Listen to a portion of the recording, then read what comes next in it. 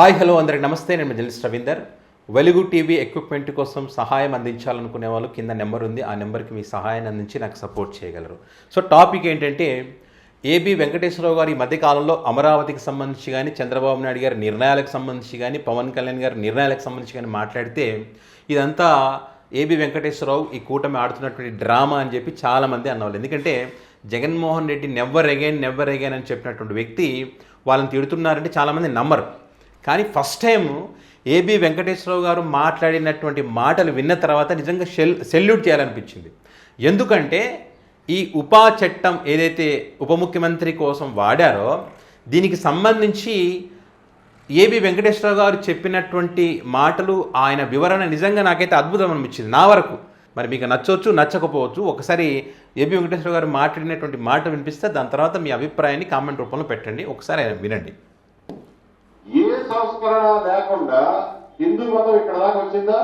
అసలు మతం గురించి, మతంలో ఉన్న మంచి చెడుల గురించి చర్చించకూడదు, చర్చిస్తే తప్పు, నువ్వెవడో మాట్లాడడానికి అని అంటే ఈశ్వరచంద్ర విద్యాసాగర్ దగ్గర నుంచి, రామకృష్ణ పరమహంస దగ్గర నుంచి, వివేకానందుడి దగ్గర నుంచి, గురజాడప్పారావు దగ్గర నుంచి, కందుకూరి వీరేశలింగం దగ్గర నుంచి, నార్ల వెంకటేశ్వరరావు దగ్గర నుంచి, రంగనాయకమ్మ దగ్గర నుంచి, త్రిపుణేని రామస్వామి దగ్గర నుంచి వీళ్ళందరూ నోళ్లు ముయించితే మనం ఇక్కడ వరకు వచ్చేవాళ్ళమా? ఈ మాత్రమైనా సంస్కరించబడేవాళ్ళమా? బాల్య వివాహాలని, సతీ సహగమనాలని దాటుకుని ఇక్కడ దాకా వచ్చేవాళ్ళమా?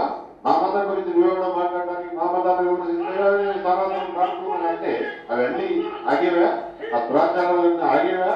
ఎవరి మీద పెడతావు? యూఎంపీఏ నక్సలైట్లే నిజమైన దేశభక్తులు అన్నవాళ్ళ మీద యూఎంపీఏ పెడతావా? చేతి వేల బొమ్మని ఆటోల వెనకాల టీషర్ట్ల మీద, క్యాప్ల మీద పెట్టుకునే వాళ్ళ మీద యూఎంపీఏ పెడతావా?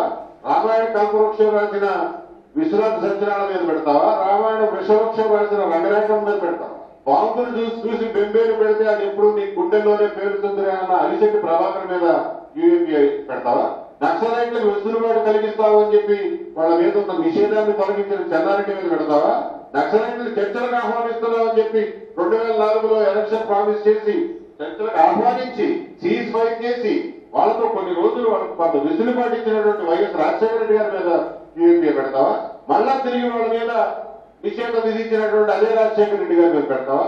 ఎంతమంది మీద పెడతావు యూఎంపీఏ? నక్సలైట్ల గురించి మాట్లాడితేనే యూఎంపీఏ కేసు పెడతావా? శంభుకు మీద రాసినటువంటి తిమ్మనేని రామస్వామి మీద పెడతావా? సీత జోష్యం, నరకవల హరిశ్చంద్రుడు రాసిన నార్ల వెంకటేశ్వరరావు మీద పెడతావా? దేవాలయాల మీద పూర్తి బొమ్మలు ఎందుకు అని రాసిన దాబీ ధర్మారావు మీద పెడతావా? ఇవాళ యూఎంపీఏ కేసు ఏ సంస్కర్తల మీద పెడతావు? ఎవరు మాట్లాడకపోతే ఎలా సంస్కరించబడతాం? ఏ మతమైనా, ఏ ధర్మమైనా, ఏ ఆచారమైనా, ఏ సంప్రదాయమైనా, ఏ దుర్మార్గమైనా ఎలా సంస్కరించబడుతుంది? చర్చ లేకుండా ఎలా సంస్కరించబడుతుంది?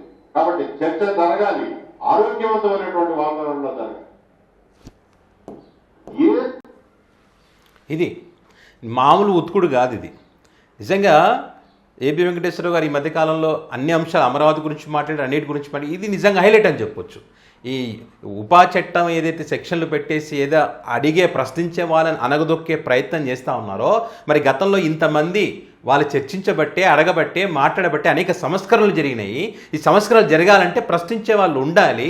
దాన్ని తొక్కేస్తాం, అణిచివేస్తాం, మీ ఈగో కోసం అంటే నడవదని చెప్పి ఎగ్జాంపుల్స్, మామూలు మాటలు కదా, ప్రతిదీ కూడా ఎగ్జాంపుల్తో సహా మరి ఏబి వెంకటేశ్వరరావు గారు మరి కూటమి కళ్ళు తెరిపించేటువంటి ప్రయత్నం, ముఖ్యంగా జనసేన పార్టీకి సంబంధించినటువంటి గుడ్డిగా మా దేవుడు అని చెప్పి ఏదైతే ఉంటారో వాళ్ళ కళ్ళు తెరిపించేటువంటి మాటలు అవి. చంద్రబాబు నాయుడు గారు కూడా మరి ఖచ్చితంగా ఇప్పుడు ఇక్కడ ఏబి వెంకటేశ్వర గారు మాట్లాడినటువంటి మాటల గురించి ఒకసారి ఆలోచించాలి. ఎందుకంటే ఇప్పుడు వాళ్ళు సోషల్ మీడియాని దాన్ని దృష్టిలో పెట్టుకుని టాస్క్ ఫోర్స్ అని పెడతా ఉన్నాం, ప్రతిదీ కూడా గమనిస్తాం.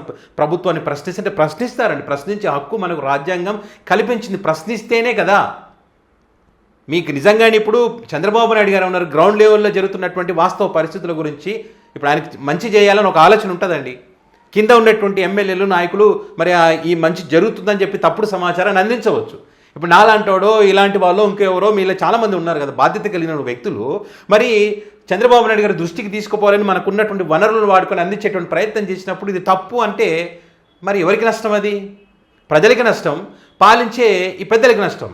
సో ఈ తప్పులను సరిదిద్దుకోకుండా ఇదే రకంగా అద్భుతాలు జరుగుతున్నాయని పాలన అందిస్తూ పోతే చంద్రబాబు నాయుడు గారికి నష్టమే కదా. వాళ్ళు మళ్ళీ అధికారంలోకి రావాలనుకుంటే అధికారంలోకి వచ్చే అవకాశం ఉండదు కదా. సో కాబట్టి ఇక్కడ ప్రశ్నించే వాళ్ళనే టార్గెట్ చేసి మేము ప్రశ్నించనివ్వము, గొంతు నొక్కేస్తాం, అనగదొక్కేస్తాం, ఇదే గొప్ప సంస్కరణ అనుకుంటే మాత్రం కుదరదు అది. సో ఇక్కడ ఏబి వెంకటేశ్వర గారు చెప్పినట్టు అనేక మంది పెద్ద పెద్ద వ్యక్తులు, ఇప్పుడు ఈ టీడీపీ పార్టీ వ్యవస్థాపకులు నందమూరి తారక రామారావు గారు కూడా ప్రస్తావన కూడా వచ్చింది ఇక్కడ, వైఎస్ రాజశేఖర రెడ్డి గారి ప్రస్తావన కూడా వచ్చింది ఇక్కడ, చాలామంది ముఖ్యమంత్రులు కానీ మేధావులు కానీ వాళ్ళందరి ప్రస్తావన వచ్చింది. వాళ్ళందరూ ఈరోజు ప్రశ్నించబట్టే సంస్కరణలు జరిగినాయి అనే అంశాన్ని గుర్తుపెట్టుకోవాలని చెప్పి ఉత్తికి ఆరేయడం అంటే ఇది చూడండి, మామూలు కాదు. నాకు తెలిసి వైఎస్ఆర్ కాంగ్రెస్ పార్టీ కూడా ఈ చట్టాలకు సంబంధించి ఈ స్థాయిలో ప్రశ్నించినట్టుగా నేను ఎక్కడ చూడలేదు. సో ఇది కావాల్సింది, మార్పు అంటే ఇది. ఈ రకంగా అడిగితే తప్ప ప్రజలకు కూడా వాస్తవాలు తెలుస్తాయి, ఈ కూటమి కూడా జ్ఞానోదయం అవుతుంది కొంచెం ఇలాంటి వాళ్ళు అడగడం వల్ల. సో కాబట్టి ఇది మీకు చేర్చేటువంటి ఒక ప్రయత్నంలో భాగంగా నేను వీడియో చేశాను. సో ఖచ్చితంగా ఈ వీడియో మీకు తెలిసిన వాళ్ళకి షేర్ చేయండి, వాస్తవాలు తెలిసే ప్రయత్నం చేయండి. సో మరి ఈ అంశానికి సంబంధించి మీ అభిప్రాయాన్ని కామెంట్ రూపంలో పెట్టండి. Thank you.